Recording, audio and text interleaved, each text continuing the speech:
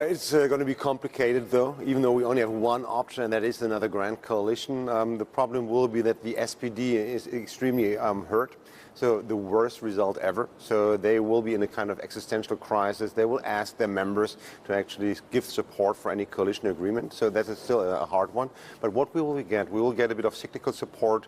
We'll get some tax cuts. We will get probably also some investment programs. But the big elephant in the room remains: will we get changes to the debt brake? And I think in the current constellation of the next parliament, this will not be possible. It's interesting that you're saying that, because if you look at the parliament, that there is a blocking minority with the AfD and the left, but the left is vocally in favor of reforming the debt brake. So why are you convinced that we are not getting this? Unless it is for defense spending. And of course, the left is indeed open for changes to the fiscal debt brake. But the left is also against spending more on defense. The left is clearly more associated with Russia. So this would then depend on if changes to the debt brake are really only for the sake of investments. I think there might be an opening for the left to join. If not, if this is to also finance the additional defense spending in the longer run, then the left party will not be open for changes. But is the left just purely against defense spending, or is the left against delivering weapons into the Ukraine? Because that are two different, I would say, sides of the same coin. I think they're currently more against both. Clearly, they are more in favor of peace, and I think they find it hard to really spend more on defense. But this remains to be seen. I think that the more important part is, of course, you could also find a workaround as another grand coalition, and this would be another special purpose vehicle, a special fund only dedicated for more infrastructure investment.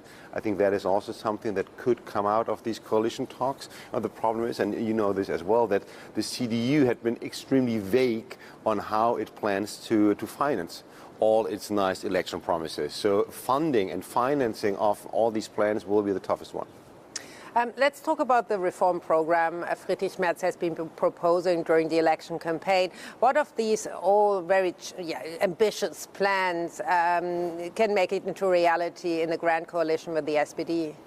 Well, I think everyone will agree on some deregulation, on a bit of reduction of bureaucracy. I think that is an easy one. What could also make it into another grand coalition is some tax cuts for corporates. I think the tax cuts that Friedrich Merz announced for higher incomes will be much harder to achieve with the SPD. Doing a bit more for innovation will clearly also make it into another grand coalition. The other big thing is energy.